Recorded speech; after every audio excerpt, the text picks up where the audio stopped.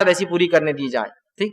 بہرحال پانچویں چیز جو گناہ ہے جس کو ہم نے معمولی سمجھ لیا، جو پانچویں کیٹیگری آج کی میری، وہ میاں بیوی کے تعلقات کے بارے میں، کہ میاں بیوی کے تعلقات میں کچھ ایسے اعمال ہیں جن اعمال کو ہم معمولی سمجھتے ہیں، جو سنگین شریعت میں جرم ہے. کبھی کبھار لگتا ہے یار یہ بہائی تو نہیں جو بات کہی جا رہی، یہ بہائی نہیں ہے، یہ شریعت کا علم ہے. اگر میں اپنی خواہش کی بنیاد پر آپ سے کہوں گا تو یہ بہائی ہے، لیکن شریعت کا علم اور ایک حرام چیز سے بچنے کے لیے بات کہی جا رہی ہے. جو نبی اکرم صلی اللہ علیہ وسلم جو سب سے زیادہ پاک باز، سب سے زیادہ باحیا شخصیت تھے، ان کے منہ سے اور ان کے زبان سے نکلے ہوئے الفاظ ہے یہ، تاکہ امت اس گناہ سے بچ جائے. اس اعتبار سے میں بھی یہ باتوں کو رکھ رہا ہوں. ٹھیک ہے. تو پہلا گناہ جس چیز کو معمولی سمجھا جاتا ہے ہمارے سماج میں میاں بیوی کے تعلقات میں، وہ یہ ہے کہ جو ہے بیوی کا اپنے شوہر کو ہم بستری سے انکار کرنا، اپنے شوہر کو اپنے نزدیک آنے سے انکار کرنا.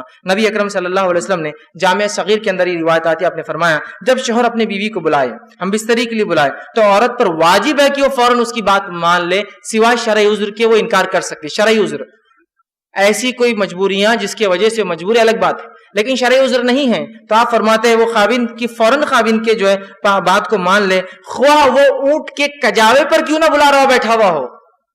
اونٹ کا کجاوا مطلب اس کی زین جس سے بیٹھتا ہے انسان، اس پہ بھی بلا رہا ہو تو اس کو جانا پڑے گا، اس کو انکار نہیں کر سکتی ہے وہ. اس معاملے کو خواتین جو بیویاں ہیں جو اپنے شوہر کا حق دینا چاہتی اس بات کو یہ مد نظر رکھے، اس لیے کہ جب اس معاملے میں رسول اللہ فرما رہے کوتاہی ہوتی ہے نا، شریعت نے کیوں اہمیت دی اس بات کو، اس میں کوتاہی ہوتی ہے تو انسان پھر دوسری جگہ خواہشات پوری کرنے کی کوشش کرتا ہے، پھر وہ برداشت نہیں ہوتا ہے عورت کا، یا پھر وہ سوچتا ہے کہ یہ بیوی تو میری راضی نہیں ہوتی، اس کی اپنی مرضی ہوتی ہے. اس معاملے میں غیر شرعی بنیادوں پر انکار کرنا، یوں ہی انکار کرنا یا اپنی ضد پر اڑ جانا، یہ بہت سنگین جرم ہے. دوسری روایت میں آپ صلی اللہ علیہ وسلم صحیح بخاری کی روایت آپ نے فرمایا جب شوہر اپنی بیوی کو ہم بستری کے لیے بلائے اور بیوی انکار کر دے اور شوہر اپنی بیوی سے ناراضگی کی حالت میں سو جائے تو ساری رات، اور اگر وہ سوتا رہے ساری رات اگر ناراض رہے تو اس عورت پر صبح تک کے لیے فرشتے لعنت بھیجتے رہتے ہیں، فرشتے بددعائیں بھیجتے رہتے ہیں جو عورت اس طرح سے کرے. ٹھیک. دوسری چیز جو میاں بیوی کے تعلقات میں جس گناہ کو معمولی سمجھ لیا گیا ہے جبکہ شریعت میں اتنا سخت گناہ ہے، وہ یہ ہے عورت کا بنا کسی شرعی عذر کے اپنے خاوند شوہر سے طلاق کو ڈیمانڈ کرنا کہ بھائی مجھے طلاق دے دو، مجھے چھوڑ دو، مجھے چھوڑ دو، بنا کسی شرعی عذر کے. شرعی عذر ہو سکتے ہیں لیکن بنا شرعی عذر کے ڈیمانڈ کرنا یہ سخت گناہ ہے. صحیح جامع صغیر کی روایت ہے، آپ صلی اللہ علیہ وسلم فرمائے بغیر عذر کے خلا لینے والیاں اور اپنے شوہر سے چھٹکارا حاصل کرنے والیاں، گھر اجاڑنے والیاں، یہ اس امت کی منافق ہے. ٹھیک ہے. دوسری روایت نے فرمایا اور کہا جس عورت نے بغیر کسی سبب کے جو ہے اپنے خاوند سے طلاق طلب کی اس پر جہنم واجب اور یہ جنت کی خوشبو نہیں سونگیں گی. بنا شرعی عذر کے، بس چھوٹی موٹی باتیں پسند نہیں آ رہا، اس کی انکم بہت کم اور چھوڑ رہی ہے، یہ شرعی عذر نہیں ہے. ہماری بہنوں کو چاہیے کہ اس بات کو بہت سنگینی سے لے. والدین کو چاہیے اپنے بچیوں کو سمجھائے کہ چھوٹی موٹی باتوں پر جو اپنے بیٹیوں کو نہ بٹھا لے. ڈیمانڈ کر رہے ہیں آپ، کتنی بری بات ہے، طلاق شوہر کا حق ہے اور آپ بیٹی ڈیمانڈ کرتی ہے، شرعی عذر بھی نہیں ہے اس کے پیچھے. تو یہ بڑی اہم چیز ہے، یاد رکھیں، اس بات کو سمجھنی ضروری. تیسرا گناہ جو میاں بیوی کے تعلقات میں ہوتا ہے اس کو معمولی سمجھ لیا گیا ہے اور اس کے تعلق سے اتنی سخت وعید حدیث میں کہ جس کی کوئی انتہا نہیں، وہ ہے حالت حیض کے اندر بیوی سے ہم بستری کرنا یا ایسی جگہ پہ ہم بستری کرنا جو غیر فطری ہے پیچھے کے حصے میں. آپ صلی اللہ علیہ وسلم فرمایا، جامع ترمذی کی روایت حدیث کے الفاظ تو ذرا غور کیجئے، جس شخص نے حیض والی عورت سے ہم بستری کی یا عورت کے پیچھے دبر میں جمع کیا یا کاہن یا نجومی کے پاس گیا اور اس کی بات کی تصدیق کی، اس نے اس چیز کا انکار کیا جو محمد صلی اللہ علیہ وسلم پر نازل ہوئی. وہ ایک شریعت کا منکر ہے، اس شریعت کا اس نے انکار کیا جس نے وہ عمل کیا. اس کے لیے کفارہ شریعت نے باندھا ہے، بہت سخت جرم ہے، لیکن لوگ اس کو سمجھ ہی نہیں پا رہے یا یہ تعلیم شاید حاصل کر ہی نہیں رہے، اس بات کو سمجھ ہی نہیں رہے کہ نکاح جب کریں تو اس سے پہلے اس کے تعلق سے، اس کے آداب، اس کے تعلق سے تمام معاملات کو سیکھا جائے. دنیا کی تمام چیزوں کے اندر ٹریننگ پروگرامز ہوتے ہیں، سب چیزوں کو سیکھا جا رہا ہے، لیکن شریعت کے مطابق کوئی چیز ہو تو وہاں ہم کو شرم آ رہی ہے، وہاں سیکھنے میں شرم آتی ہے.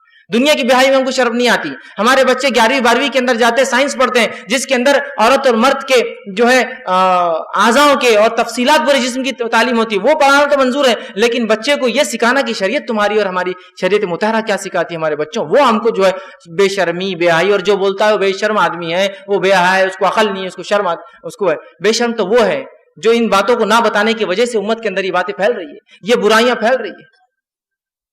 بہرحال اسی طرح جو ہے جو باتیں میاں بیوی کی تعلقات کی میں چوتھا گناہ جس کو معمولی سمجھ لیا گیا وہ یہ ہے کہ کسی غیر محرم عورت کے ساتھ خلوت میں اکیلے میں ملاقات کرنا اور کسی غیر محرم عورت سے ہاتھ ملانا، یہ بہت سخت بری بات ہے. نبی اکرم صلی اللہ علیہ وسلم فرماتے ہیں اس کے تعلق سے آپ نے فرمایا، ترمذی کی روایت ہے، جب بھی کوئی آدمی کسی غیر محرم عورت کے ساتھ تنہائی میں ملتا ہے تو وہ 2 نہیں تیسرا ان میں شیطان ہوتا ہے، وہ 3 ہو جاتے ہیں.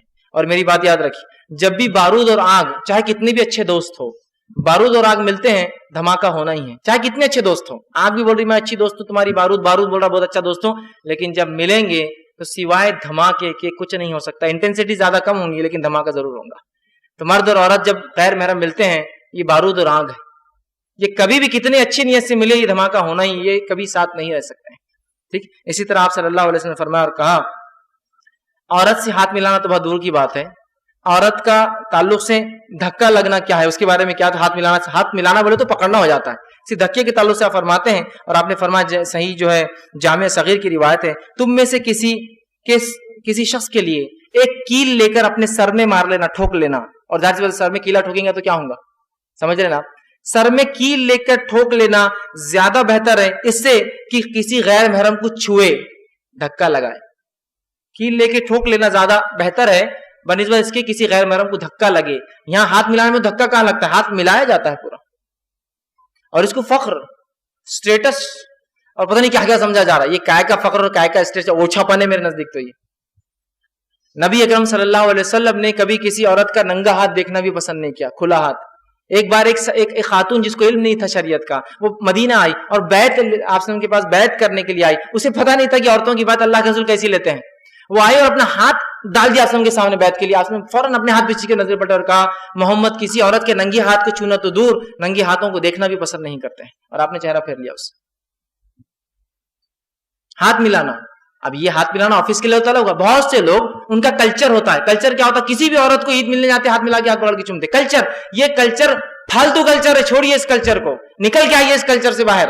یہ شریعت نہیں ہے. جو شریعت محمد یہ کہہ رہی کیلا ٹھوکنا افضل ہے سر میں، ہاتھ ملا، ہاتھ دھکا لگنے سے. کیسے وہ اجازت دیں گا کہ آپ کلچر کے نام پر جو کسی عورت کا ہاتھ پکڑے؟ نہیں، ہاں پر سماج میں چلتا ہے، کلچر ہے ہمارا کہ کسی بھی عورت کا ہاتھ پکڑ کے ہم چومتے عید کے دن خوشی میں چومتے. یہ کلچر شریعت نہیں ہے.